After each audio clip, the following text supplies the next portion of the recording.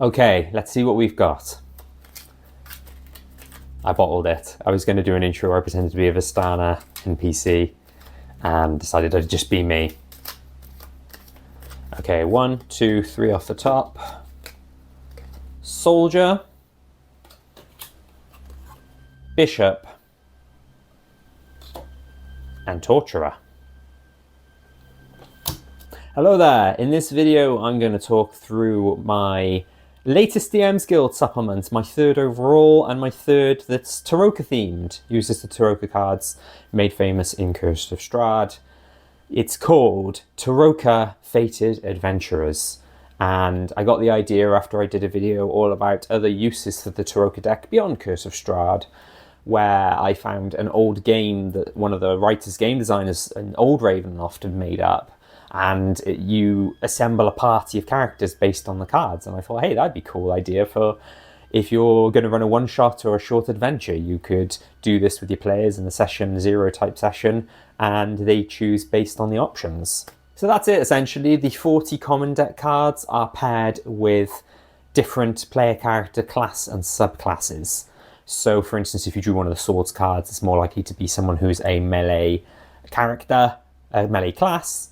If you draw one of the stars cards, they're all different kinds of wizards, then you're more likely to be a wizard or a spellcaster and things like that. It may not suit everyone, but it could be really good for a Ravenloft one-shot or short adventure. I'm thinking something like Strahd Must Die Tonight, which is the sort of Curse of Strahd one-shot, everything contained into just Castle Ravenloft that people sometimes run at Halloween, or some people run it whenever, but most people probably run it at Halloween. Something like that, doing this could work really well. And your players need to be up for it as well, so I check with them first. It'd probably work better for people who have loads of player character ideas or struggling to think of what character to play next. If they're someone who's adamant they want to play a certain class, then yeah, it might not work for that.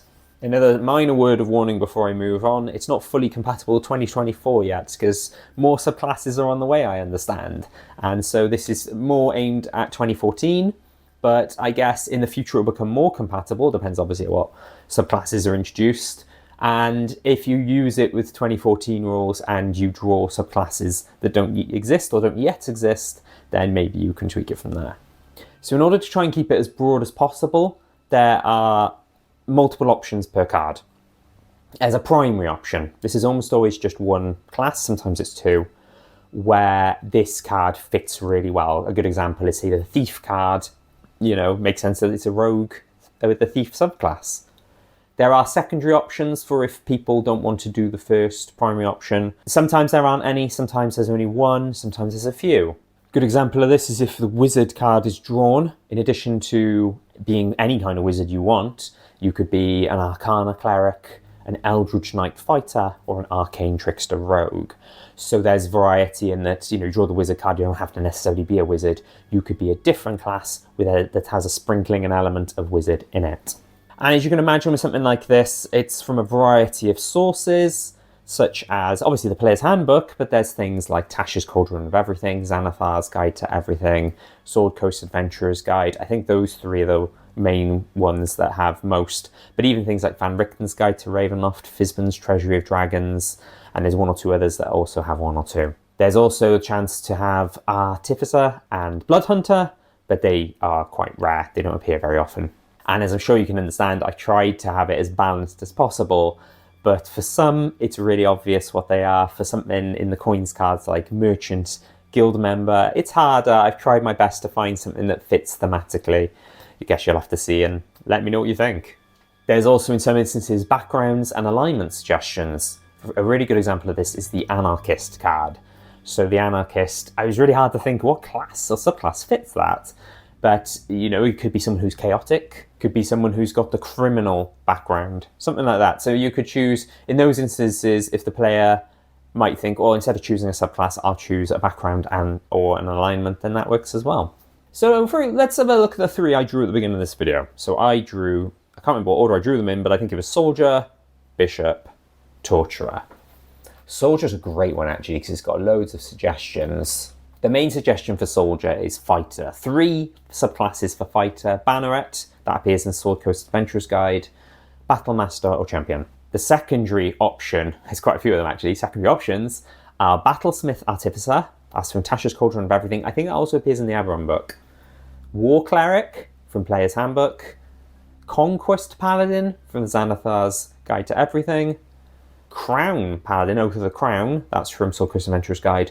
Or War Magic Wizard from Xanathar's, again. And I should mention as well, every table has a fallback option.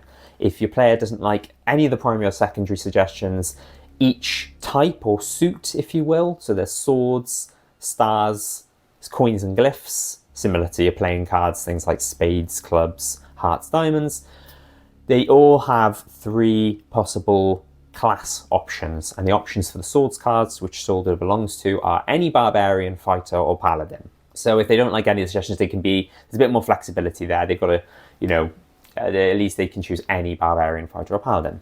Next I drew was Bishop. Let me just have a look at the table. Bishop is any subclass of Cleric, and the fallbacks are Cleric, Druid, Monk. And Torturer. Torturer's an interesting one because it is a swords card, but I decided to go Warlock for that one. So any Warlock subclass, and then the fallbacks are Barbarian, Fighter, Paladin. So, if someone were to choose, you've got a Warlock, a Cleric, and I guess you'd probably want someone to be a tank for the Soldier card. That's a Fighter or a Paladin, for example, with some of the options there. You can also add in high deck cards. So the high deck cards are optional. There's a few variant rules related to them where they can offer boons or curses to PCs at random. There's 2 variants. One is that you mix them in with the common deck cards. So you might draw none, you might draw 2 or 3, or you have them to the side and you say draw 1 with your group. So I'm going to do another draw now. This is for 4 PCs, and for fun, I'm going to draw 2 high deck cards separately. The good thing about having them separate is you can have as many as you want. If you do them where they're mixed in, it could be that you draw 0 and you really wanted some, or you draw lots and you're like, oh, I don't want that many. I don't want PCs to have that many. So let's do a second draw where I do 4 PCs and 2 high deck cards. This time I'm going to draw 2 from the top, shuffle again, and 2 more. Wizard, which I was just talking about. Rogue, Enchanter, and Miser. It's an interesting mix. And our high deck cards, there's only 14 of these. Pull 2 from the top. We have, Seer and Mists.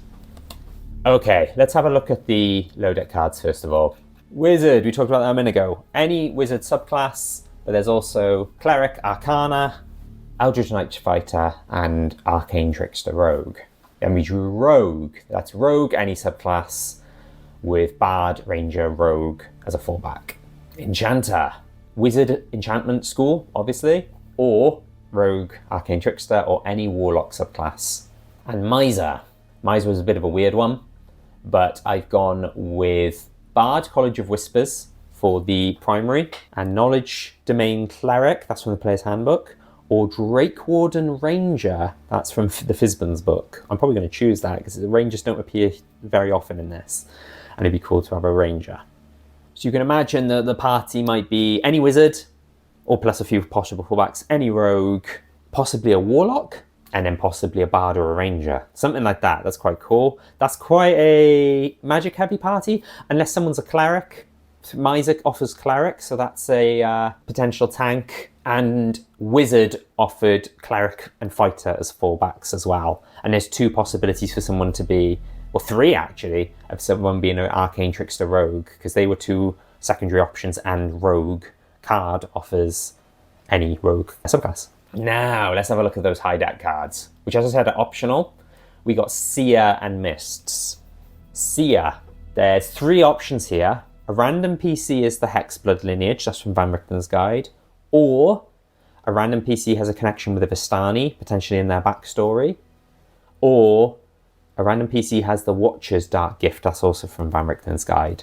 And then Mists, a random PC has a Mistwalker Dark Gift from Van Richten's Guide, or a random PC has a connection with a Mist Wanderer NPC in Van Richten's Guide. That's people like Alnick Ray, the Weathermay Fox Grove Twins, Jan the Sunstar, and so on. So some of these, that's why I think I say it kind of works better with a Ravenloft adventure or one-shot, because if you're not running a Ravenloft game, then you're probably not going to have the connection with Vistana or connection with the Mist Wanderer. But there are the Dark Gift fallback options, which are pretty cool. They offer like sort of mini boons, but I think if you roll a natural one, there's potential for things to go wrong, that kind of thing. So there we have it. I think that was quite a cool draw, quite an interesting one. There's guidance in there on if there's a player who doesn't want to do it, there's fallbacks beyond the fallbacks. And there's also, you know, if you get a really bad draw, you can either try it again or scrap it or whatever you and your players want to do. I also include, as another optional thing, Vistana Seer NPC. You could potentially do a little intro with a Vistana Seer doing the draw and what they say and what you describe. There's a few options who it could be. It could be Madame Eva from Curse of Strahd. It could be Mother Luba, who's mentioned in Barrington's Guide and Tasha's Cauldron of Everything. It could be an NPC I made up called Hedian Calderash, who's mentioned in one of my other DMsGuild resources. I'm going to talk more about my DMsGuild resources in a minute. And every card has a clue you can read out optionally as well. So for those cards that I drew, for Wizard, the clue is magic at its core, a tool for good and for evil, for creation and destruction. For Rogue, the clue is simply the unprincipled, the unscrupulous, the unpredictable, the wild card. For Enchanter, it was one who uses spells to charm, beguile, bewitch, a friendly face in the crowd. And for Miser, a hoarder. Treasure is not the only thing that is hoarded. Sometimes it is knowledge, and sometimes it is power. And the clues for the Seer and Mist card. Seer, those with a sight that extends far beyond their eyes. And for Mists, the mists are simply nothingness, and yet they are absolutely everything. So you could potentially read those out if you're doing the draw. That could be good if you're doing a Ravenloft campaign and you want it to be that this NPC Seer is someone they meet later on, perhaps. Like I say, it's optional. You don't have to use it. If you're doing it just ahead of some random one-shot, it's up to you. And that's it. Please let me know what you think if you get it. If you do get it and you do like it, I would appreciate a review and rating. Please leave feedback. I think on DMsGuild there's a discussion thing, so if you're not sure about something, let me know. And while I have you, I might as well tell you about my two other tarokka-themed DMsGuild resources. There is the 3-pile tarokka technique. This is to help DMs running Curse of Strahd. I'm not a fan of stacking the deck, rigging the deck. I'm a lover of randomness, I'm a lover of chaos, but running it straight out of the book where there's 40 cards for the different items is risky. While I didn't come up with this idea myself, I think someone else did, but they just suggested the idea. I turned it into a resource where it tells you what cards to remove and then tells you to split the 3 items into 3 separate piles. So it means they're likely to get the Tome early, the Sunsword late, the Holy Symbol of Ravenkind mid-game, and they're likely to be spread out as well. You haven't got the risk of all 3 ending up in Vallaki, for example, or one just outside Madame Eva's tent, one just down the road at the crossroads, and try and remove, I think I remove all of them from Castle Ravenloft, but then suggest you could potentially add 1 or 2 back in if you feel a bit risky. And then the other one is called the Second Tarokka Reading. It is intended for if you want to run a post-Curse of Strahd wider Ravenloft campaign like I'm running for my own players based on my own experiences. I added a second Tarokka Reading after the one they got in Curse of Strahd from Madame Eva. They meet another Seer, and he gives a reading where it leads them to magic items and a fated ally, this time spread throughout all the domains of dread. And in my game, when I ran it, they ended up with the items in Folkovnia, the Carnival, and the Sea of Sorrows, and the fated ally was Jennifer Weathermay Foxgrove, one of the Weathermay Foxgrove twins. I like to think it's good fun. I've expanded that out into 3 options per card to try and avoid having like the same domain drawn 3 times. And I've been told so far, based on the feedback and the reviews it's gotten so far, that people really dig it. So if you're looking to do a Ravenloft campaign, doesn't have to be a sequel to Curse of Strahd necessarily, but if you're looking to do a Ravenloft domain hopping campaign, it might help you to give direction and purpose to a game where your players will want to willingly visit different domains of dread rather than being dragged into them necessarily. And this is the first video of mine you're watching because you're curious about this product. Hello, I also do Curse of Strahd and Ravenloft videos in addition to the DMsGuild products. Please feel free to check them out and subscribe. Half of my videos, not counting DMsGuild stuff, half of them are Curse of Strahd, half of them are Ravenloft, where I give advice to DMs running Curse of Strahd and Ravenloft games. Thanks very much.